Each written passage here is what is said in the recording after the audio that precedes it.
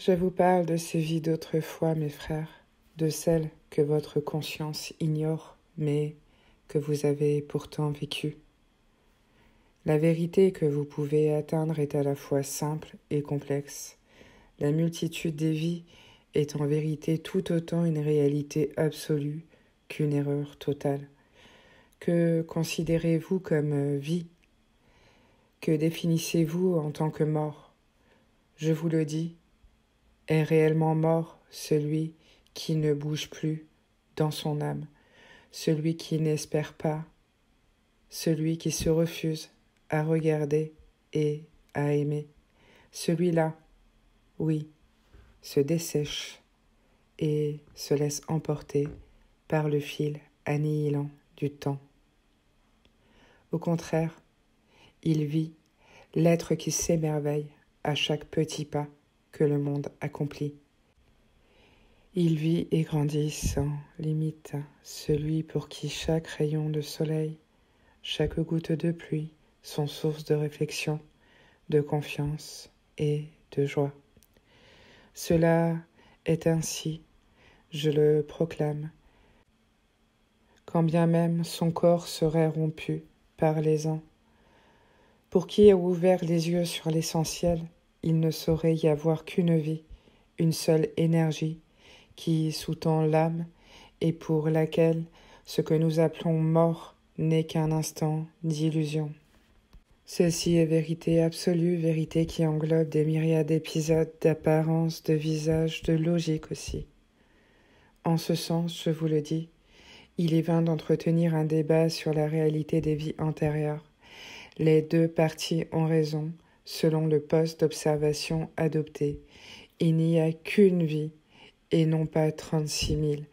Mais aussi, cette vie comporte-t-elle des instants où l'on s'endort, où l'on se réveille avec d'autres vêtements, où l'on tourne les pages d'un livre inscrit au fond de nous et qui nous font voyager d'un chapitre à l'autre. L'illusion de ceux qui nient les expériences antérieures est de demeurer par trop rivés au chapitre en train de s'accomplir, parce qu'au-delà, il pourrait y avoir du vertige. Alors, je vous dis ceci, afin que votre bâton de pèlerin se fortifie, mais qu'il n'y germe pas d'excroissance. Oui, dans le contexte de votre présente humanité, vous avez tous vécu une multitude de vies, et il faut l'admettre en dehors de toute passion, si vous voulez en recueillir les fruits sans en subir le joug. Oui, votre actuelle science mettra ce fait en évidence sous peu de temps, même si cela s'accomplit encore avec maladresse, même s'il reste encore des bastions d'immobilisme. Au-delà, mais aussi au-dedans du corps de votre puissance mentale, vous comprenez que vous êtes un corps mémoire. Je veux dire non seulement la bande filmée de tous vos passés, mais celle de l'univers entier, donc de vos relations avec les autres. Aimer l'autre, mes amis, c'est ouvrir et reconnecter les vieilles mémoires endormies, les dépoussiérer et aplanir les antiques contentieux. L'amour sera toujours le plus grand, le plus total et instantané dissolvant karmique que vous puissiez imaginer.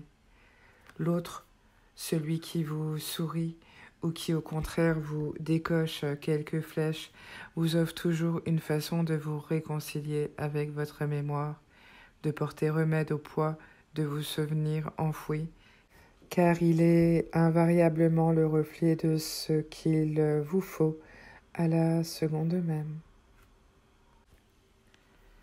Ce qu'il vous faut reconnaître n'est pas nécessairement une caresse, ce peut être aussi la brûlure de l'alcool qui enraye l'infection. Les hommes et les femmes que votre karma vous fait rencontrer ont ce visage et cette fonction. Certains vous procurent le baume réclamé par votre corps et d'autres exercent une forte pression du doigt juste là où votre âme est encore trop fragile. En vérité, ce sont vos plus sûrs diagnostiqueurs, vos meilleurs thérapeutes, car vos plus parfaits baromètres. Au-delà de votre univers de dualité, comprenez que ce qui a l'apparence de l'obstacle et de l'ennemi est en réalité un ami, que le destin déguise parce qu'il vous fait place face à votre propre image. Un ciseau de sculpteur à la main afin de dégauchir toujours plus. Ainsi, amis, la plupart des choses et des êtres que vous rencontrez en chemin ne s'impriment en vous que par la qualité du regard que vous posez sur eux et qui les rend à votre cœur noble ou vil. Même celui qui torture est digne de compassion et peut-être celui-là plus qu'un autre parce que sa mémoire est restée bloquée. Ce que j'annonce ici heurte bien sûr la morale de votre société. Comment peut-on raisonnablement éprouver de la compassion envers certains êtres qui se sont comportés comme de grands pourvoyeurs d'horreur et d'injustice? À cela, je réponds.